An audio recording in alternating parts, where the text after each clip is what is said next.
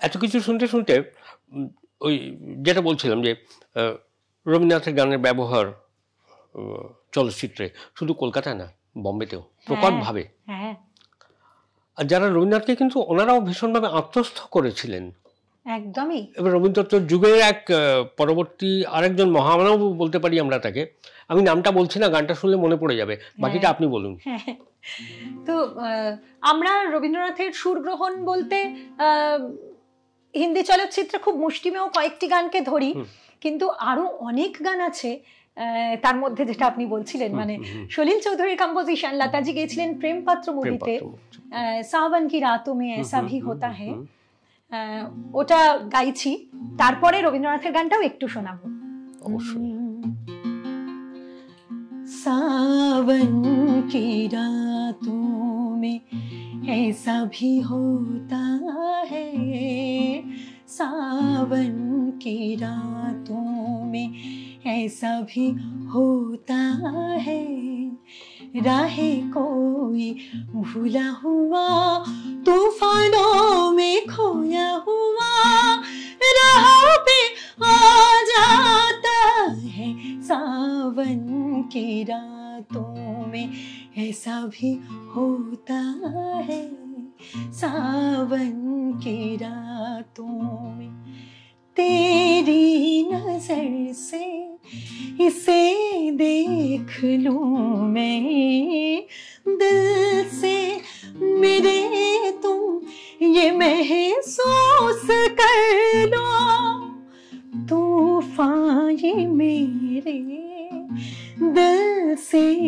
उठा है, चाहो तो तुम अपने दामन में भर लो, तूफानों में खोया हुआ ये रास्ता है, सावन की रातों में ऐसा भी होता है, सावन की रातों में।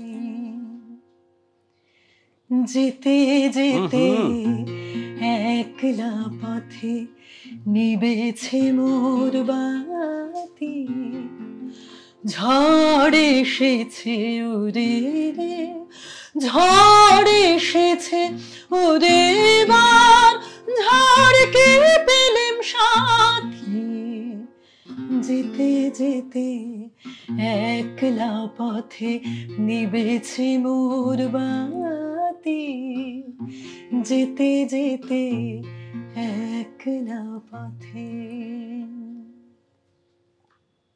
বাতি আর নিভল কই, মনে হচ্ছে নতুন করে আলো দেখা যাচ্ছে। আমি মানে এরপর হয়তো কথা বলা উচিত না, কিন্তু একটা না বলে পারছি না। এটা জাস্ট এই কর্ডসটাকে অ্যাকম্পানি করতে করতে মনে হলো যে এখানে greatness of composers Salil Chowdhury অনুপ্রাণিত হলেন, একেবারেই তাই। নেওয়া বা খুব অনুকরণ করলেন না, অনুপ্রাণিত। কারণ একটা জিনিস, সাवन की रातों में যখন গাইছেন আপনি, মিয়াগিমালা একটা প্রকট, যেটা আমাদের ওয়েস্টার্ন মিউজিক থিওরিতে বলছে এখানে সাসপেন্ডেড ফোর্থ কর্ড লাগছে, কন্টিনিউয়াস, আর কিছু নেই।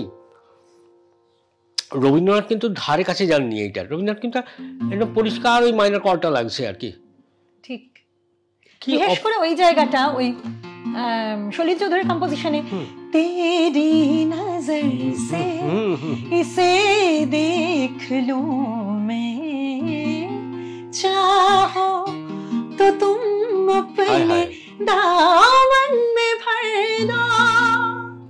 রবীন্দ্রনাথ তো তা রাখলেন না, আকাশ কোণে সর্বনে সে ক্ষণে ক্ষণে উঠছে হেসে, প্রভায় আমার কেশে বেশে করছে মাতামাতি,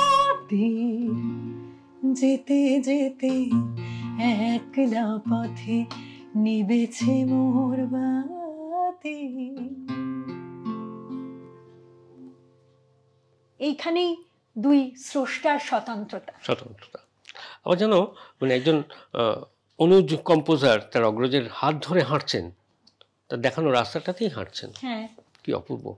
ওয়েস্টার্ন মিউজিকের প্রতি কি একটা টান অনেকদিন ধরে ছিল না, পরবর্তী সময়ে এসেছে? পরবর্তী সময় এসেছে, এসেছে খুব জোর করে। মানে আমাদের এমের একটি পেপারে ওই রবীন্দ্রনাথের মূল গান হিসেবে ওই পাশ্চাত্য সঙ্গীতগুলি শেখানো হতো। হঠাৎ করে আমার উপর দায়িত্ব পড়লো ওই মূল গানগুলি আমাকেই শেখাতে হবে।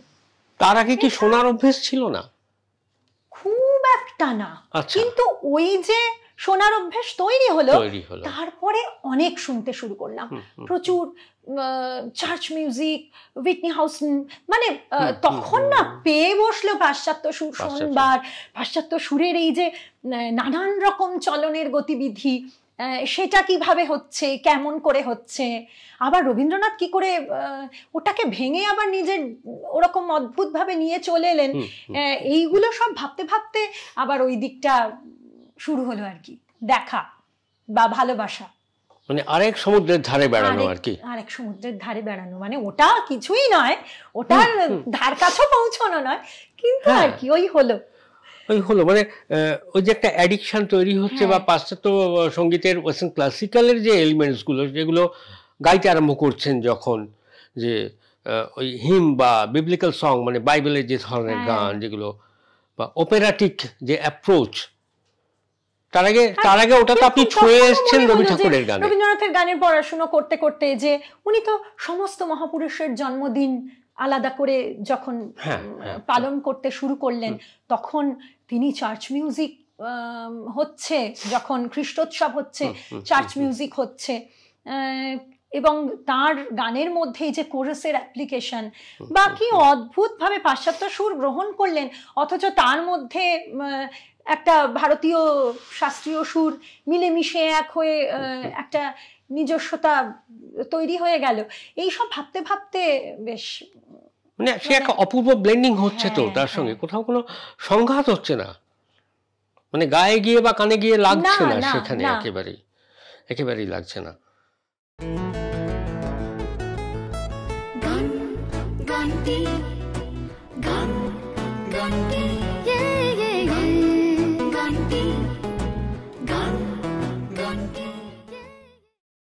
কিন্তু এই প্রসঙ্গে আরেকটু যাব, যেটা হচ্ছে খুব রিসেন্টলি আপনি কিছু বোধহয় এক্সপেরিমেন্টাল কাজ করছেন এটার উপরে, সেটা যদি একটু জানা যায়। এক্সপেরিমেন্টাল কাজ এই বিষয়ের ওপর যেটা আমি ভাবছিলাম, যে এই যে চার্চ মিউজিক বা কোরাসের ওপর যে প্রভাবটা, রবীন্দ্রনাথের যে এই যে সমস্ত বিশ্বের সুর নিয়ে, তো উনি কোনো কি বলবো, শুধু সুর নয়, উনি খুব চেয়েছিলেন যে আমাদের যা কিছু ভালো সেখানে যেন কোনো ওই দেশের গণ্ডি এইভাবে আমরা নিজেদের না সীমাবদ্ধ করে রাখি, আমরা সমস্ত সুস্থ সংস্কৃতিকে যেন গ্রহণ করার ক্ষমতা রাখি, বা এই যে সাংস্কৃতিক বা শিক্ষার যে আদান প্রদান, সেটা তো অদ্ভুতভাবেই তার সবকিছুর মধ্যেই ধরা পড়েছিল। সেইগুলো ভাবতে ভাবতে আমার তখন কিছু চার্চ মিউজিকের কথা মনে হয়েছিল, যে ওটা একটা শোনাই, একটা church music. Oh, holy night, the stars are brightly shining, it is the night of our dearest Savior's birth. Long lay the boy in sin and error pining, till he appeared and the soul felt its woe, a thrill of hope. The weary world rejoices, for wandering a new and glorious morn. Fall on your knees, or hear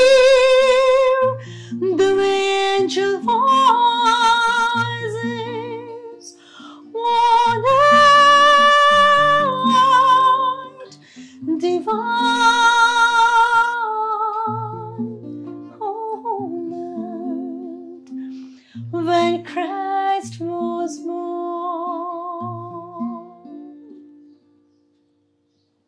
as a composer হিসেবে আমার কোথাও, যেটা আমি কলকাতায় খুব খুঁজে বেড়াচ্ছিলাম, হয়তো ভবিষ্যতে মনে হবে যে একটা অপেরাটিক কম্পোজিশন করা যেতে পারে।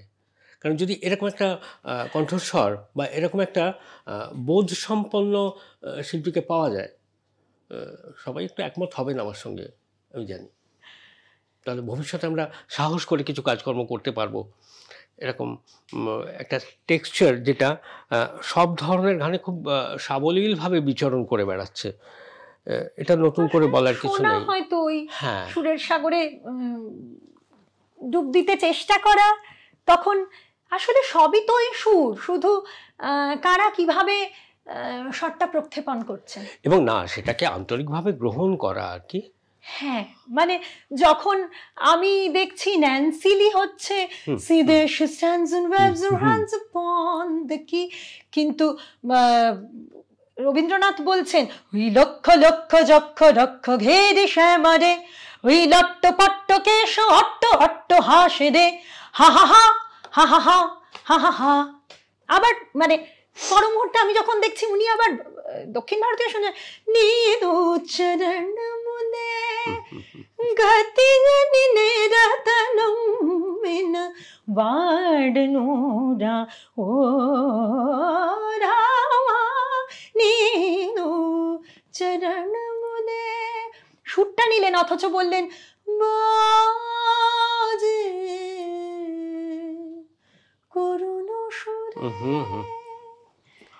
তাহলে মানে সুর তো সেই যেটা এক্ষুনি বলছি, মানে কথা হচ্ছিল যে এই 12টা স্বরই তো, কিন্তু কেমন ভাবে প্রক্ষেপণ করছি কোন গানের জন্য কেমন করে ভাবছি, এখানে গিয়ে সব আলাদা হয়ে যাচ্ছে। এখানে তো কোনো বন্ধন, মানে এখানে তো কোনো দেশ কাল বিভাজন নেই, সুর তো সবার, সুর তো সবার সঙ্গে মিলিত হওয়ার একটা জায়গা। আসলে আমার যেটা মনে হয় মাঝে মাঝে যে এটা শুধু সঙ্গীত শিক্ষা নয়, জীবন যাপনও বোধহয় ওই শৈশব থেকে যে একটা এক ধরনের যে ওই বাহিরানা, মানে ওই যে জানলাগুলো খোলা ছিল বলেই আলোগুলো আসতে পেরেছে ভেতরে। সেটা তো ঠিক কথাই। সবাই যখন খেলছে তখন আপনি গিয়ে ওই রেওয়াজ করছেন, তো তখন সে বাড়ির ধর্ম তো খানিকটা আলাদা হলো, ঠিক গতানুগতিকতার বাইরে গেল। তো ভাগ্যে সেই আলোটা এসে পড়েছিল। আর একটা প্রসঙ্গ, সেই একই প্রসঙ্গ বারবার ঘুরে আসে, যেটা নিয়ে আমাদের বোধহয় আগে একবার কথা হচ্ছিল, যে রবীন্দ্রনাথের গান খুব চেনা গান, কিন্তু তার যে অদ্ভুত কিছু আবার রূপ রয়েছে সেটা আমরা কল্পনাও করতে পারি না। সেটা নিয়েও তো আপনি একটা কাজ করলেন খুব গুরুত্বপূর্ণ। ছাত্রছাত্রীদের নিয়ে আমি একটি অনুষ্ঠান করলাম সম্প্রতি রবীন্দ্র সদনে, সেটি ছিল রবিবাবুর গান থেকে রবীন্দ্রনাথের গান। মানে রবীন্দ্রনাথ যখন প্রথম দিকে, তখন তো কপিরাইট ছিল না, বা সেই স্বরলিপি করে গানকে বেঁধে রাখার চিন্তা কিন্তু তখনও হয়তো তার মনে আসেনি। তো সেই সময় দেখা যাচ্ছে যে অনেকেই তার গানকে, মানে গানের কথাটা গ্রহণ করে সুর পরিবর্তন করে রবিবাবুর গান বলে প্রচলিত হচ্ছে, এবং রীতিমতো রেকর্ডে সেটি প্রকাশিত হচ্ছে। তো সেই যে কলের গানে তখন এই ধরনের গান, সেই গানগুলো এবং রবীন্দ্রনাথের আসল সুরটি কেমন ছিল, এইটা একটু ধরার চেষ্টা করেছিলাম। সেই সময়ের যারা গেয়েছিলেন, যেমন খুব পরিচিত একটি গান, আমি চিনি গো চিনি তোমারে ও গো বিদেশিনী, এটি তখন রবিবাবুর গানের সময় কলের গানে যখন রেকর্ডিং হয়েছিল তখন গাওয়া হয়েছিল এইরকম ভাবে, তোমায় চিনি গো চিনি তোমারে ও গো বিদেশিনী, তুমি থাকো সিন্ধু পারে, তুমি থাকো সিন্ধু পারে ও গো বিদেশিনী, তোমায় চিনি গো চিনি তোমারে ও গো বিদেশিনী, আকাশে পাতিয়ে কান শুনেছি শুনেছি তোমারে গান, আকাশে পাতিয়ে কান শুনেছি শুনেছি তোমারে গান, আমি তোমাতে সঁপেছি প্রাণ ও গো বিদেশিনী, তোমায় চিনি গো চিনি তোমারে ও গো বিদেশিনী। এইভাবে রেকর্ডিং হয়েছিল ওই সময়। তাহলে মানে বিকৃতির চেষ্টা কিন্তু চিরদিনই ছিল, ব্যাপারটা যে আজকের এমনটা নয়। তবে সেই জন্যই হয়তো স্বরলিপি এবং সুরকে সংরক্ষণের চেষ্টা করে মানে তার চিন্তা ভাবনা এবং কপিরাইট আসা।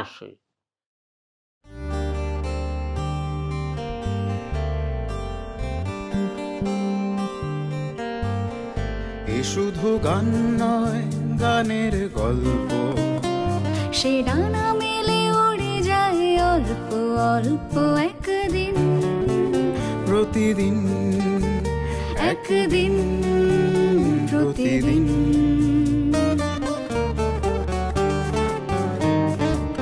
কেন সে গান গায় সে কথা অজানা, সে স্বর সন্ধির সন্ধিতে নিশানা।